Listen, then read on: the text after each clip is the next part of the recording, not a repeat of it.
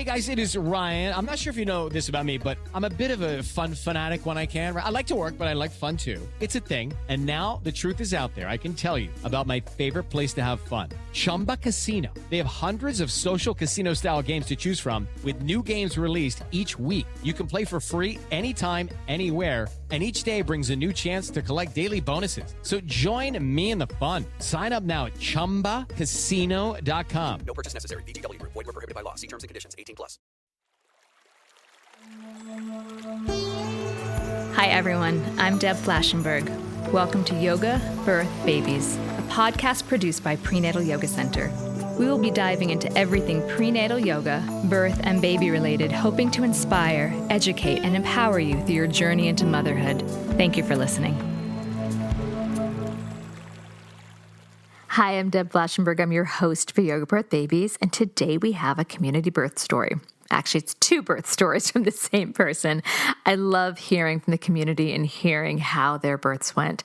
Now, this birth story, or both birth stories, is really from the view of how to talk about birth trauma from the birthing person's perspective. So, Eliana Balk, she is a yoga teacher specializing in yoga and cancer and chronic pain and prenatal and postpartum yoga. So she does have a lot of understanding of this.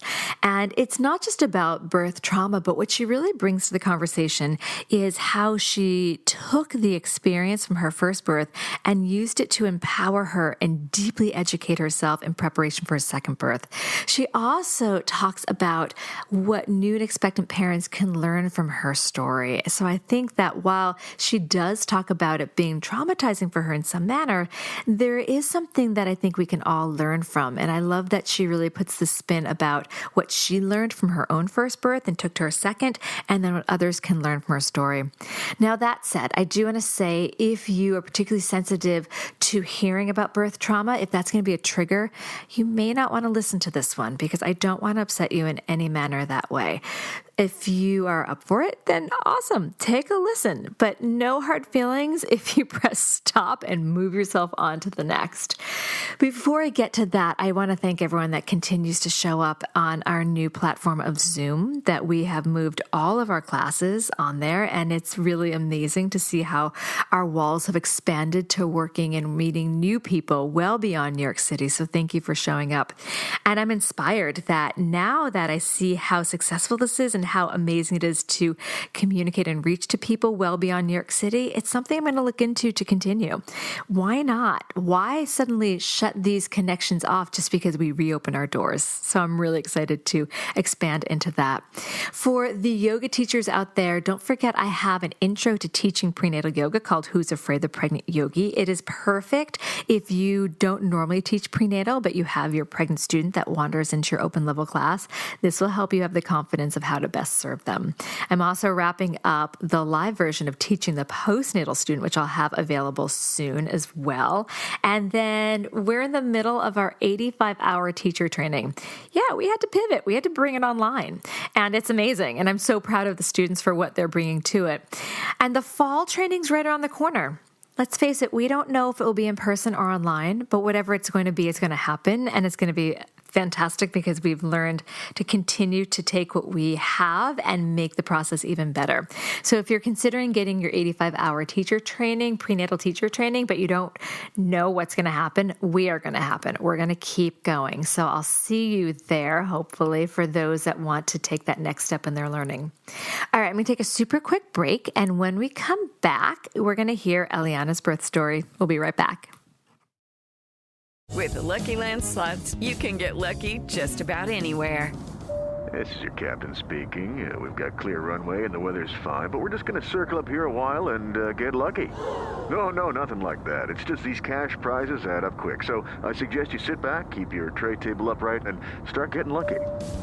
Play for free at LuckyLandSlots.com. Are you feeling lucky? No purchase necessary. Void where prohibited by law. 18+ terms and conditions apply. See website for details. Hi, Eliana. How are you today? I'm doing well. I'm hanging in there during this pandemic like everyone else. How are you?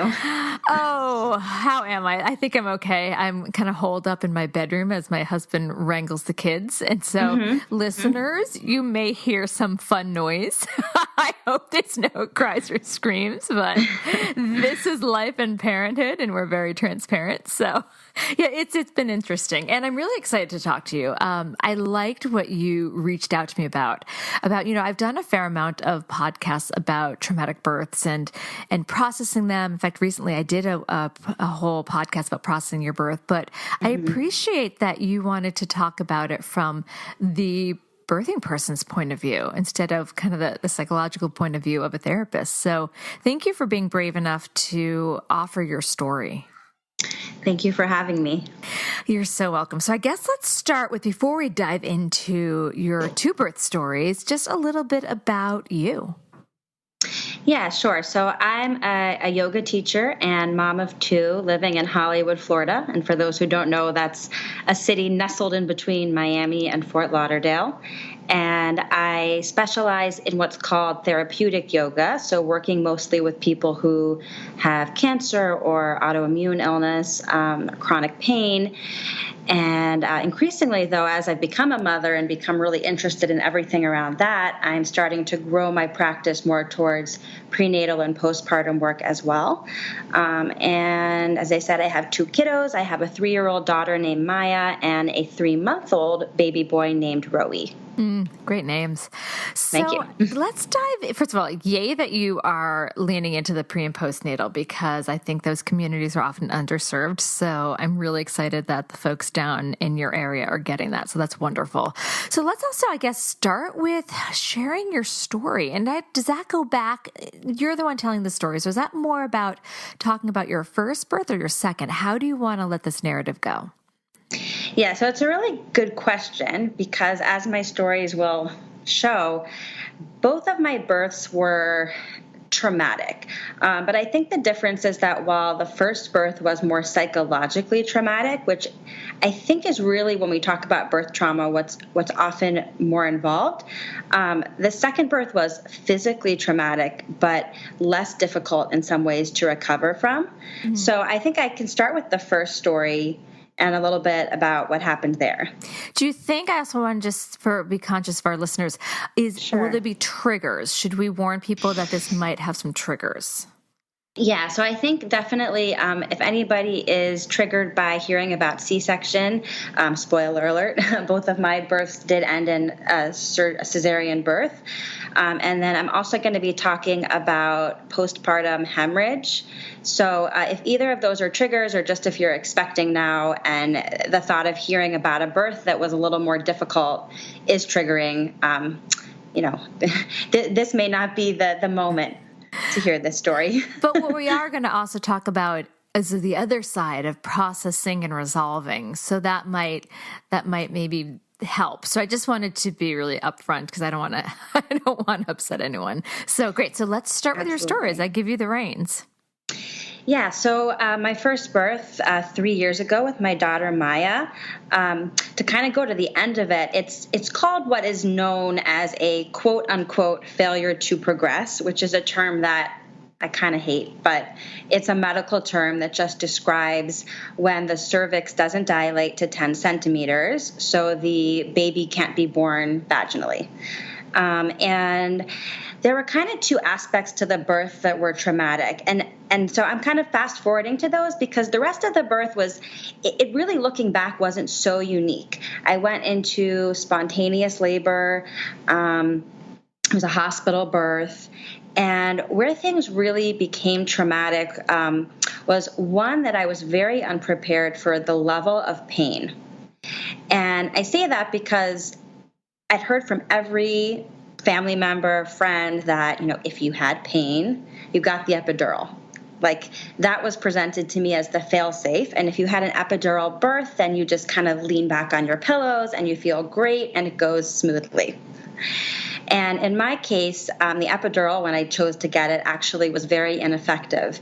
And I had a really painful birth. I now know that I had a baby who was positioned posterior. So I had all my labor in my back, which is kind of infamously painful. And it was really the kind of pain that was suffering, which is something I know you talk about in some of your other podcasts, right? The difference between pain for a purpose or pain that feels like suffering. Like I wasn't experiencing it as, oh, I'm getting closer to my baby. I was just kind of in a twilight zone where the pain was overwhelming and I didn't have a team who could support me. I didn't have a doula. I didn't have, unfortunately, very supportive nurses at all. And my husband had never done this before, as I hadn't. And he was very overwhelmed and probably very traumatized seeing me in so much pain. So that was kind of the first part of the birth. But where things sort of took a turn into what I think became the lingering trauma is that when a C-section was called, because I'd been in labor for 24 hours, I had stalled at 5 centimeters for 12 hours, I had a fever, the baby's heart rate was tacky, very fast. So what was traumatic there was the C-section itself. So during the C-section, I didn't feel totally numb. And this Did is you now tell them that? So I started to kind of yell out in the middle of it. And I now, I'm unsure whether was I actually not numb or was it my perception, because no one had prepared me for the amount of pressure and pulling that you feel during a cesarean. And I think that would have been really helpful if they had said, now you're going to feel a ton of pressure. So I still don't know if it was pain or if it was a perception of something that I thought was painful. But the thought of me feeling that was terrifying. And I started to yell out, I can feel it, like, help me, basically. So that alone was really, really terrifying. And as a result, I was given a sedative called ketamine, which is a very safe drug, but one that produces hallucinations. And so that was used to kind of knock me out to make sure that I wasn't feeling the pain of the surgery. But it can produce some undesirable effects afterward. So for me, I had pretty bad hallucinations. And I know this sounds crazy and is really hard to hear probably, but I hallucinated that I had died in childbirth. Oh, goodness. Yeah. So like true out-of-body experience. And I was shocked when I came to and realized that I was alive. Like, I mean, shock. Like, I could not believe it.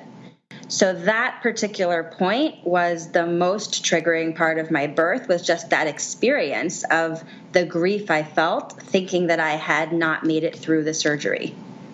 And that really was kind of the sticking point for a while afterwards. How did you work to process and heal from that? Yeah, great question.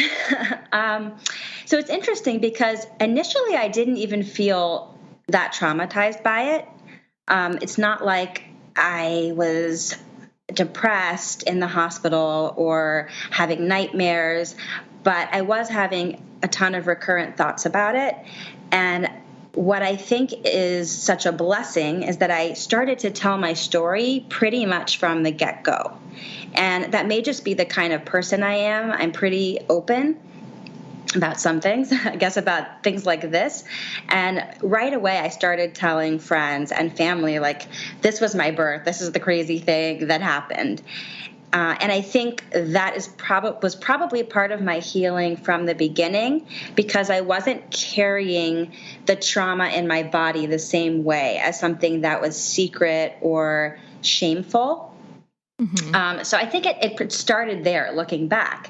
And then continuing from that, I would say sharing and finding support with other people who had been there. I've actually never been in therapy for my birth. Thank God I didn't get to a point where I needed that. I'm very grateful for that. And a big part of it is that I really quickly sought out networks of people who could understand. And just knowing other people had been there, maybe not with the exact situation of my particular crazy hallucination, but people who'd had similar stories was really comforting and normalizing for me. And then in addition, just even learning medically what had happened to me became a huge part of my journey in the intervening years between my births, because it helped me have a vocabulary and kind of a language for what had happened. And it took it out of this like really murky, scary event into understanding what happened on a really practical level and kind of filling in those blanks that, childbirth can be really like Twilight Zone-y. Time kind of slips away and you don't remember parts of it. So for me, piecing together my story, talking to other people who were there and understanding what happened has helped me feel more clarity about it. Do you feel like you finally found closure with it? So I actually do. Great. And it's surprising for me to say that, but especially because of what happened with my second birth. But I do feel that I got closure because for me, I spent a lot of time trying to understand what had happened, because I think a part of me believed that I somehow could have prevented it from happening. And there was probably some self-blame there, like, oh my gosh, how did I not have the knowledge to set my birth on a better course? And there was even a point where my husband said to me, like, you need to just stop blaming yourself or stop thinking that you're going to find the answer to why this happened. And at the time, I couldn't do that. But now with, years of perspective and knowing so much more about birth, he's right. Like, I was a first-time mom, and what happened may have been somewhat unusual, but there are so many first-time moms that wish things had gone differently.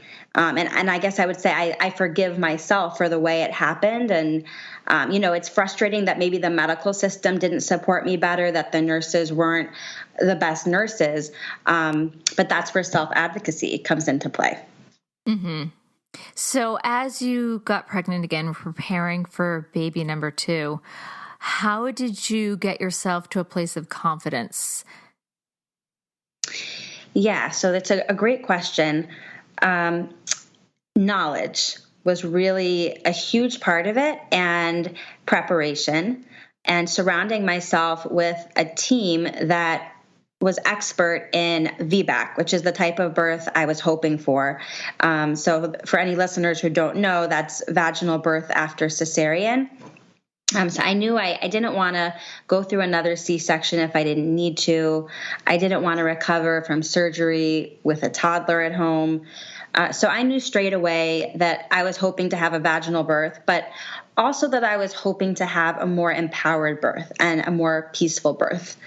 So right away, I was kind of following all these steps that if you're in the so-called VBAC world, many of us take. It's almost like preparing for an athletic event, which birth kind of is anyway.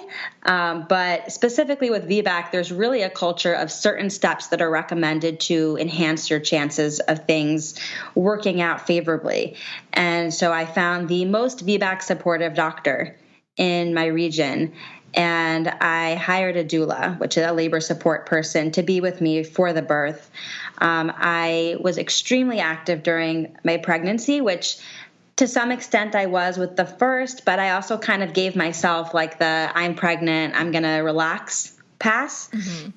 And with the second, I really focused on, okay, when I'm tired, I'm going to push myself a little bit because I'm going to be tired in labor too. It kind of became a metaphor for birth for me. And I did chiropractic care and stayed in touch with a lot of other people who were on the same path through a support group in my area.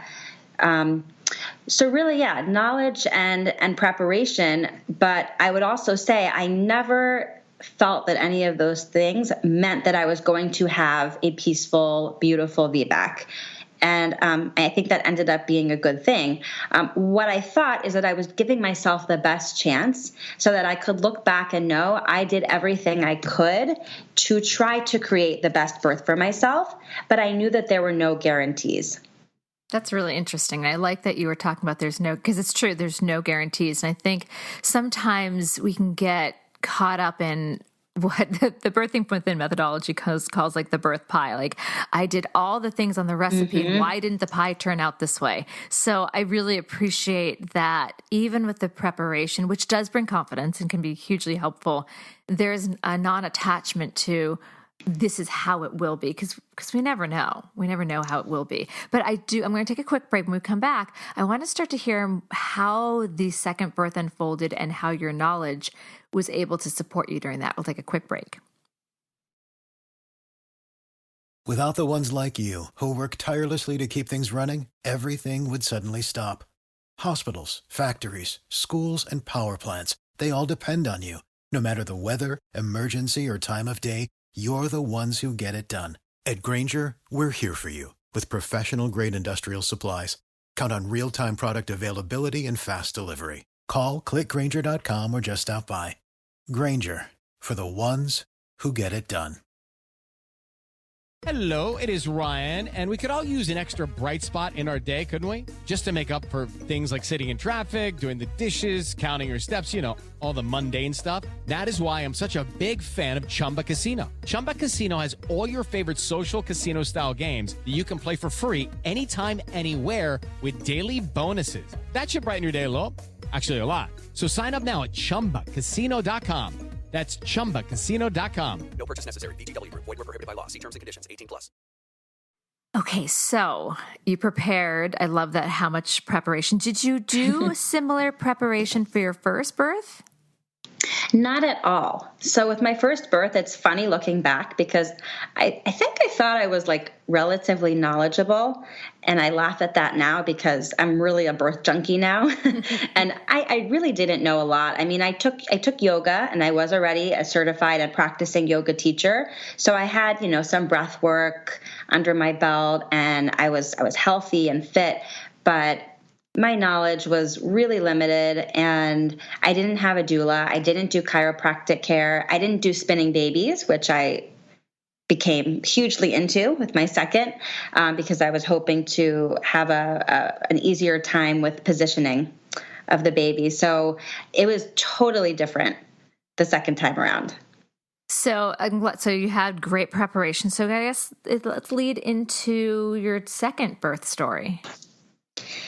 Yeah, so the second birth, it's funny. It started very similarly, down to the fact that I went into labor both times at 39 and plus 4 weeks of gestation. So exactly the same day, both times.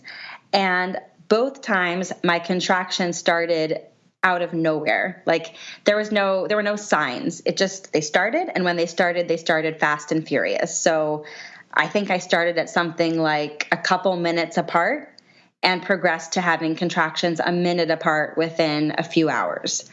So that was the similarity.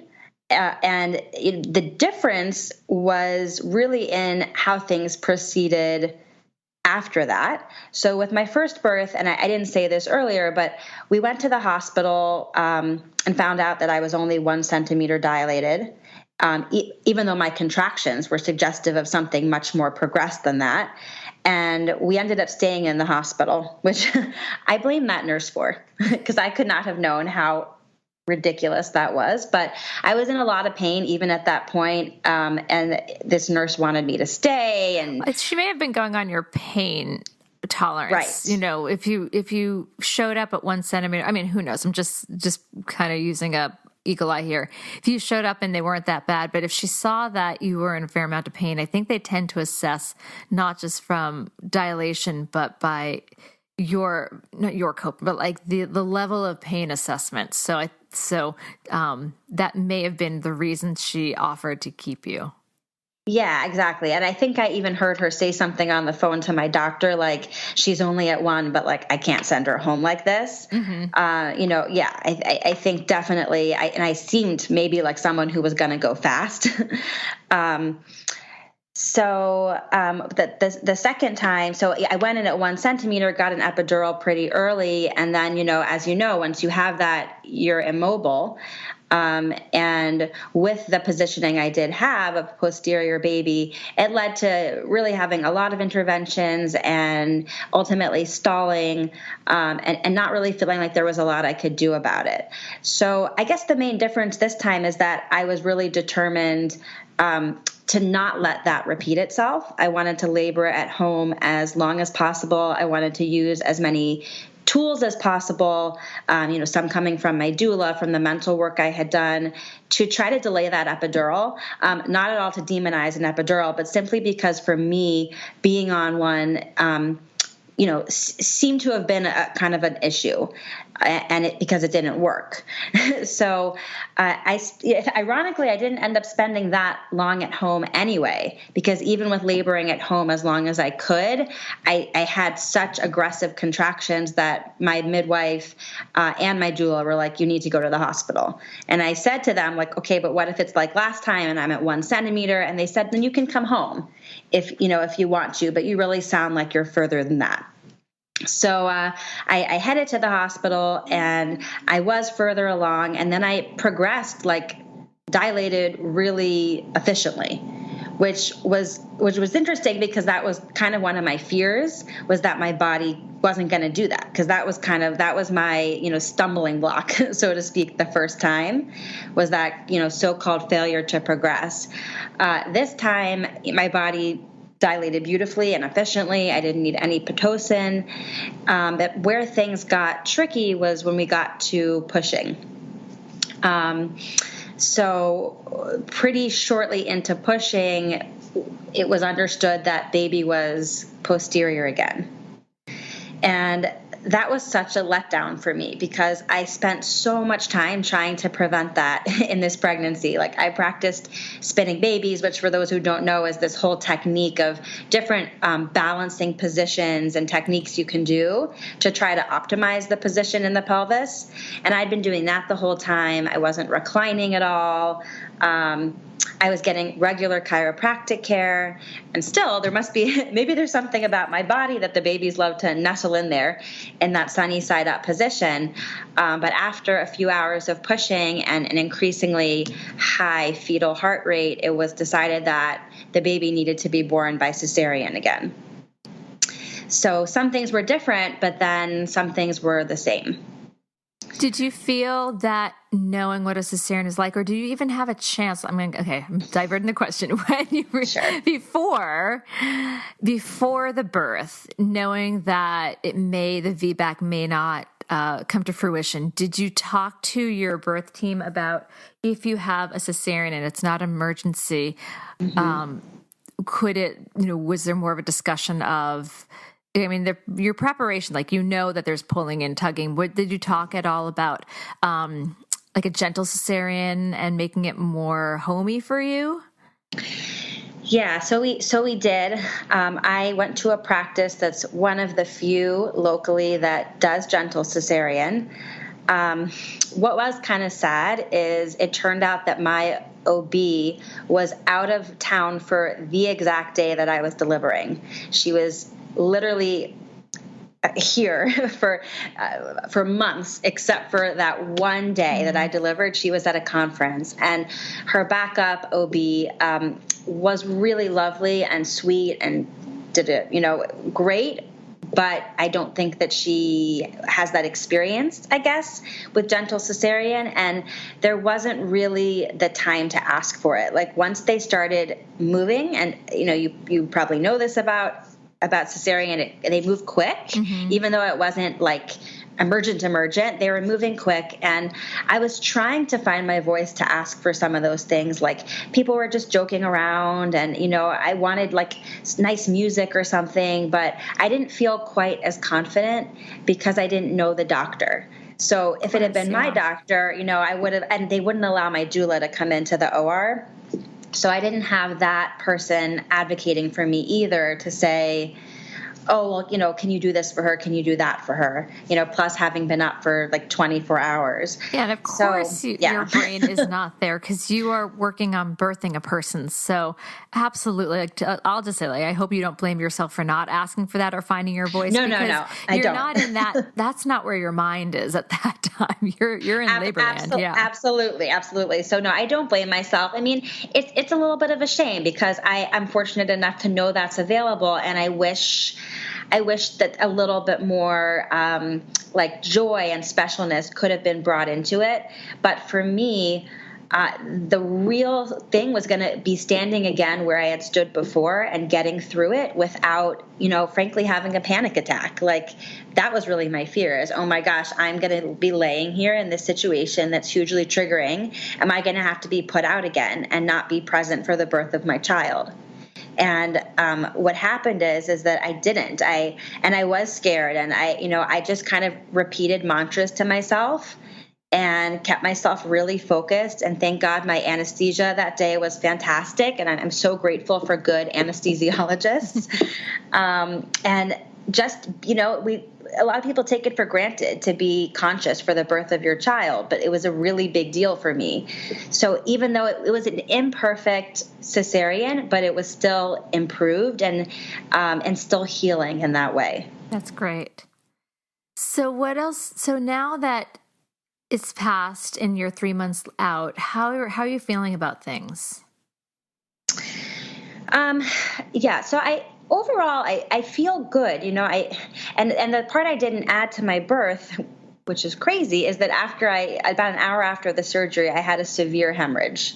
Okay. So just when I thought I was out of the woods, and I'm like, okay, I did it, wow, I just stood in the same place that I had been before. That was my fear, and I conquered it, and I have my beautiful baby. I had a severe hemorrhage, which was something that was completely not on my radar. I had no particular risk factors for it other than that a cesarean can be one risk factor. But I knew nothing about them. And, thank God for whatever nursing staff member who said, she's looking kind of gray. And then they checked my blood pressure, and it was like plummeting. And I was losing, mass amounts of blood. So I did end up needing what's called a Bakri balloon it's a procedure where they put a balloon on the uterus to help it contract. And I had a few blood transfusions. Oh, wow.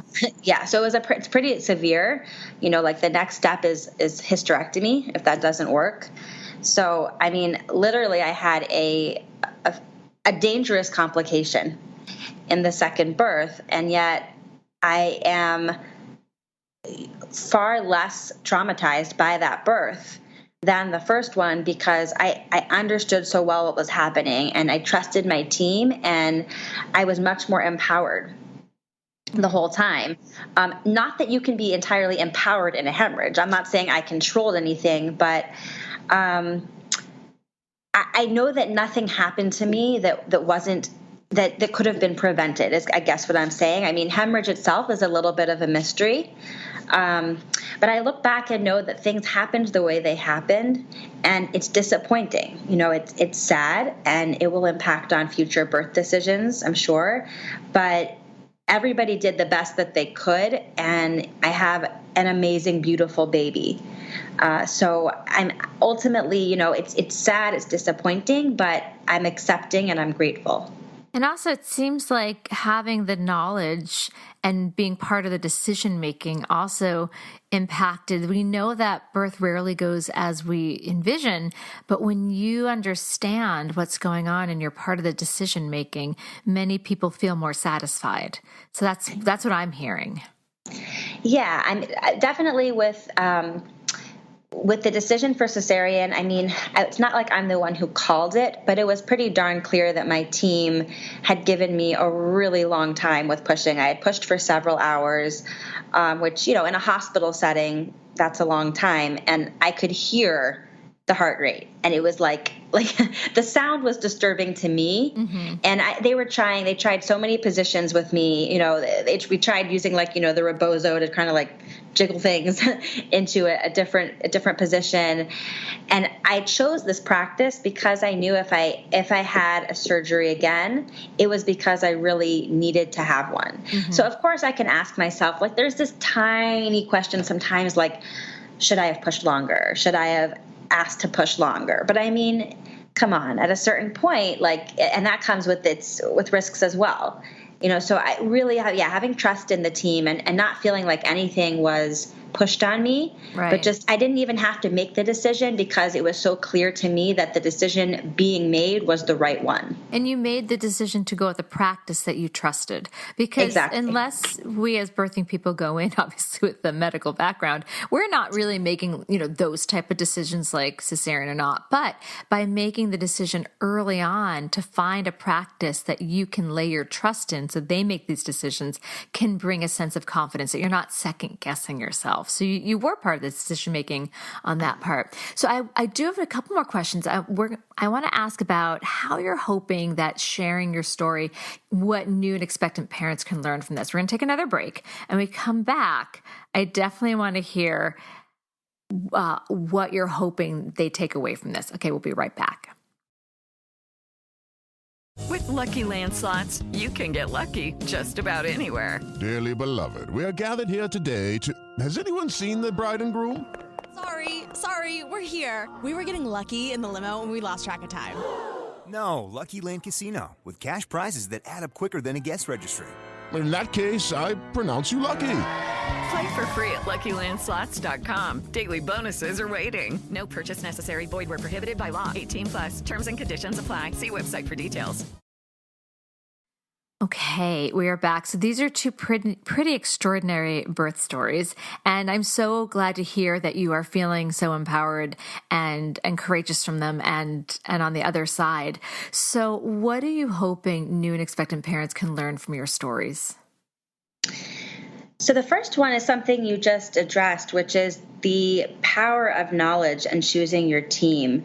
The second birth was, despite being so, crazy and something that could have been so traumatic, was so much less so because I had every bit of knowledge I could have, and I had that power of choosing my team. So the first thing I would say is just to really choose your team carefully and learn about birth and know what your priorities are for birth.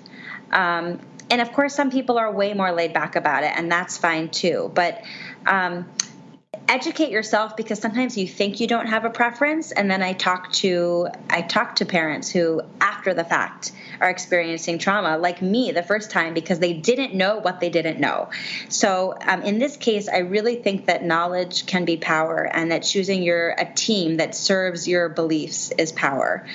The second thing I would say relates to how we listen to traumatic birth stories. And, I know that we like a story with a happy ending. And when we hear something that's uncomfortable or awkward, right, the tendency is to try to resolve it. And like the classic line is like, oh, but you had a healthy baby, like healthy mom and baby. That's all that matters, right? Like I'm sure you know that. Mm-hmm.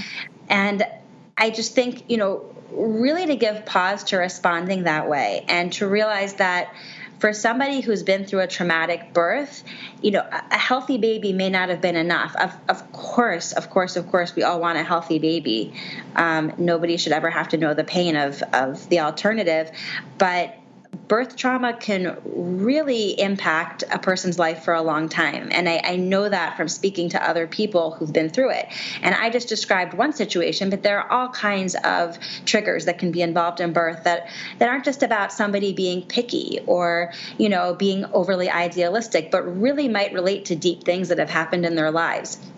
And so I would just encourage people to try to reserve that impulse a little bit to feel like you have to respond right away, or that you have to try to spin the story positive, and listen and say, I'm sorry that happened to you, or just let the people tell their story, because really that non-attachment and non-judging is so helpful. and it's kind of what parenting and yoga are about too, right? Mm-hmm. Absolutely. So I guess I never came back, and it's my fault, about how are you now 3 months later? I'm doing pretty well. I mean, I will say, so I didn't foresee a pandemic happening. Yeah, no, I gave birth in January. So, right, I don't have special powers that divined that happening. Wow. So, I mean, it's been pretty intense, right around I think at my 6-week postpartum visit, I got the okay to start some light exercise. And I'm usually a pretty fit person. I'm a yoga teacher. I was really excited to get back into my workouts. And I was like, I'm doing really well, managing both kids. And then I found out that my husband was going to be working from home and that we were going to be social distancing and everything. So I'm doing well, but like everyone else, I'm adjusting to my new normal. I actually feel grateful that at least I had that initial 6 or so weeks to recover, because I can't imagine what it would be like to come home now and have my toddler home and not be able to have any extended family visit. Mm-hmm. So, I'm doing really well. I would say, like, intellectually, there's some future concern about the hemorrhage and whether that could happen again with a future birth. And that is something that I'm going to need to spend some time on medically, and that I'm going to need to make some decisions about regarding my next birth. But overall, I feel good. And I feel healed. I'm really glad to hear that. Before we wrap up, is there anything else that you feel that new parents, any tip or piece of advice or anything from your story that you really want to highlight? This kind of, we didn't really talk about parenting today so much, but this is a tip that can be, it can be true for parenting. It can be true for birth preparation. And it's funny coming from me because I'm a huge researcher, but I would just say to be comfortable using your intuition. And I say that as someone who's like really type A and loves to research. And I think nowadays we've all become like researchers because there's Google and there's so many different online groups, and those are such a great resource. But sometimes you just have to step back and like feel what your body is telling you and make decisions with that feeling and not with what anyone else is doing.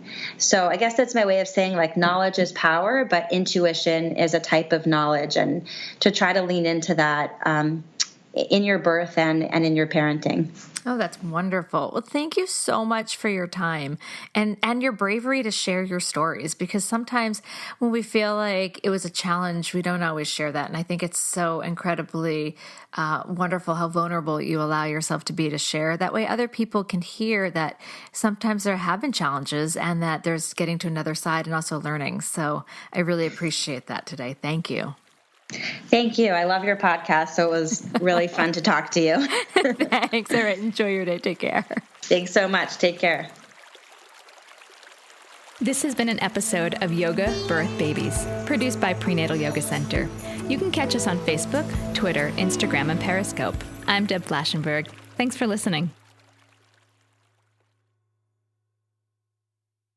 Hey guys, it is Ryan. I'm not sure if you know this about me, but I'm a bit of a fun fanatic when I can. I like to work, but I like fun too. It's a thing. And now the truth is out there. I can tell you about my favorite place to have fun. Chumba Casino. They have hundreds of social casino style games to choose from with new games released each week. You can play for free anytime, anywhere. And each day brings a new chance to collect daily bonuses. So join me in the fun. Sign up now at ChumbaCasino.com. No purchase necessary. VGW Group. Void where prohibited by law. See terms and conditions. 18+.